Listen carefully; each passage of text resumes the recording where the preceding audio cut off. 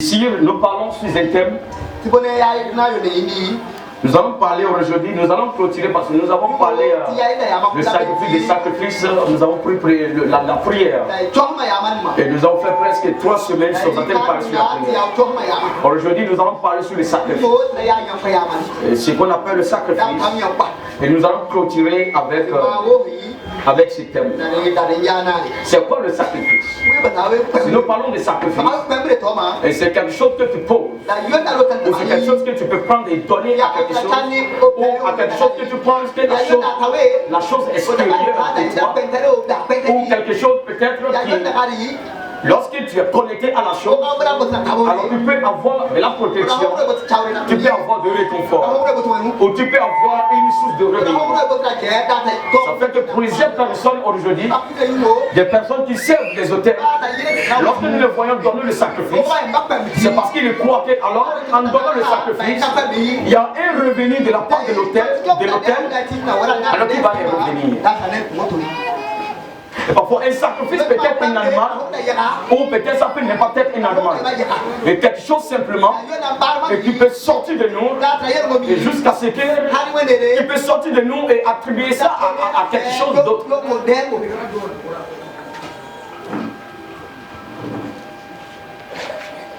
Parfois le sacrifice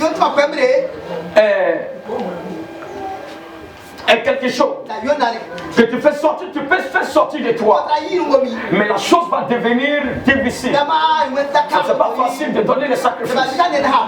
Donner le sacrifice, il faut vraiment une lutte. Il faut vraiment alors une compréhension. Il faut comprendre qu'en faisant ceci, voilà telle chose qui peut me revenir comme un bénéfice. Et c'est très important, chaque personne et qui vit dans la prière, chaque personne qui sait Dieu, chaque personne qui prie a besoin de sacrifices. Parfois, lorsque tu es attentif à la voix de Dieu, à un moment donné, Dieu peut te dire, tu as beaucoup parlé, mais fais ceci, alors pour que je t'exauce.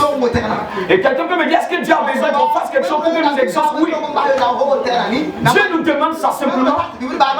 Pas quelqu'un qui a besoin de ça, mais c'est lui qui a pourvu pour que nous ayons toutes ces choses. Si Dieu nous demande de faire sacrifice, c'est pour juste avoir une relation plus étroite avec nous. On appelle ça une reconnaissance. C'est souvent si nous sommes reconnaissants de ce qu'il fait. Et nous sommes venus simplement pour lui dire merci. Et nous sommes venus simplement pour faire ceci en son nom.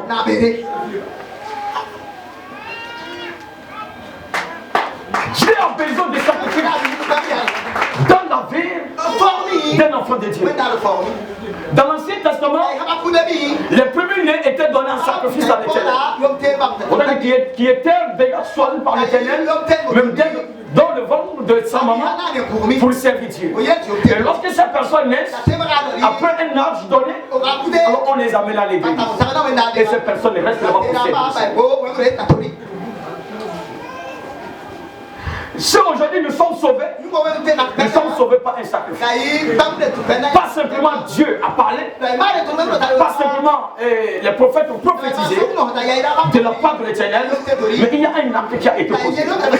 L'acte qui a été posé, alors a posé une vengeance dans le camp de l'ennemi, pour que désormais qu'on ne soit plus contrôlé par ce dernier. Parfois ton sacrifice peut corriger quelque chose très rapidement.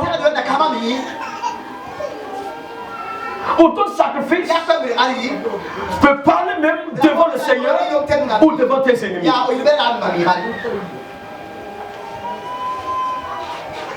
Lorsque quelqu'un se lève contre ta vie, qui te combat, imaginez que ce dernier a payé un bœuf pour aller donner un sacrifice. Mais toi, tu es un enfant bien-aimé, tu pries correctement, mais ce que Dieu a vu là-bas, Dieu veut que aussi te pose un acte.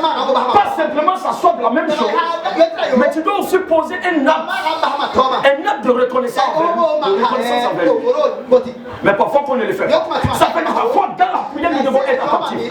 Parfois, tu veux beaucoup prier, mais écoute ce que Dieu met dans ton cœur. Dieu peut simplement te dire, tu as beaucoup prié, mais il y a une veuve à côté côté de toi. Il n'a pas mangé ça fait une semaine. Prends ceci, va la donner à moi. Ça c'est un sacrifice. Simplement pour t'exaucer. Tu peux être en train de prier. Dieu dit lève-toi. Viens à l'église. Balaye l'église. Ça c'est un sacrifice. Quitter de la maison pour venir.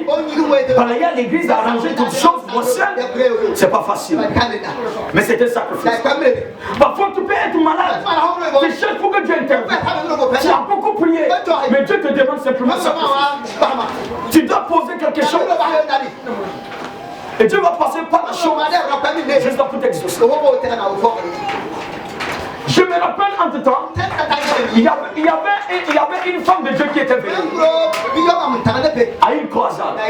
Je gardais l'argent de quelqu'un, c'était pas pour moi. Mais pendant qu'elle était en train de prêcher, je sentais dans mon esprit que je devais semer sur ce qu'elle est en train de dire. Mais elle a donné, elle a dit, si quelqu'un est ici, et Dieu le met à quel de semer, viens semer. Il y a des personnes ici que Dieu vous parle de semer. Mais Dieu veut passer par ça pour se prendre. Bon, je savais qu'elle donc. Moi, je sentais à moi que je devais semer. Je devais poser ce sacrifice. J'ai vidé cet argent qui était dans mes mains et je suis venu déposer. Mais pendant que j'ai voulu déposer cet argent, j'entends une voix qui dit la somme ne t'appartient pas. Et si tu la déposes, et à la sortie, l'intéressé t'appelle. Tu vas le dire comment? J'ai entendu plusieurs fois. Mais j'ai entendu une petite voix qui dit va le faire. Moment que j'ai obéi la parole de Dieu, à la sortie de la prière, je ne sais pas où l'argent est venu. Les personnes m'ont appelé, ils m'ont aidé. Et j'ai remboursé. Mais la grâce, ce qu'elle portait, qui m'attirait, j'ai vu cette grâce en moi. Elle avait la grâce de prophétique. C'était la fille de Papa Kalamine. Elle avait une grâce. Mais je suis allé Seigneur. Mais j'ai vu cette grâce. Imaginez que je n'avais pas obéi. Mais j'ai pourtant prié sur le prophète. J'ai prié beaucoup sur le prophète. Mais pendant que j'ai prié beaucoup pour une longue période, mais c'est pas venu. Pendant que j'ai posé ce sacrifice, j'ai senti à moi que j'ai reçu. Je sentais à moi que j'ai reçu. Parce que simplement j'ai obéi la parole. Pour les uns d'entre nous, nous devons être focalisés sur la parole et à la voix de l'esprit. Lorsque l'esprit te communique quelque chose, fais la chose. Et ne tire pas avec la voix. Ne tire pas avec la voix. Obéis simplement ce que la voix te dit. Et tu verras ce que Dieu va faire.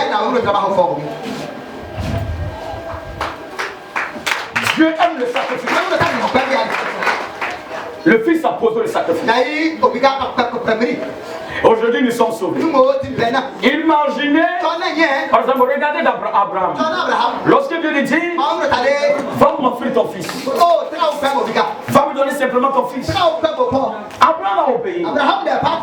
Abraham a pris ce fils. Mais ça faisait très mal. C'était très difficile. J'avais seulement ce fils, fils de la promesse. Mais le deuxième n'était pas fils de la promesse. C'était un fils de la chair qui est venu par la volonté permissive, pas la volonté parfaite. Autrement dit qu'il n'a pas qualifié alors pour porter cette grâce que Dieu m'a fait porter. Parce que Dieu m'a dit ceci: les grandes nations vont sortir de toi, mais au travers de ce fils qui viendra. Ce fils est venu. Mais ce Dieu me demande encore de aller tuer ce fils. Ça faisait tellement mal. Pour qu'est-ce que Dieu cherchait? Est-ce que c'était pour voir le sang d'Isaac? Est-ce que c'était pour manger la chair d'Isaac? Mais c'était simplement que ce signe du sel, un signe de témoignage ou de reconnaissance envers lui. Est-ce qu'il sait que je suis le propriétaire malgré qu'il a ce fils? Est-ce qu'il sait que je peux reprendre ce fils en tout moment? Est-ce qu'il sait que je peux retirer la vie de ce fils et je peux lui retourner cette vie? Parfois, quand Dieu nous demande quelque chose, c'est pour qu'on sache que s'il nous dit de faire ceci, il veut que chacun de nous comprenne que nous ne sommes pas compétents sur quelque chose.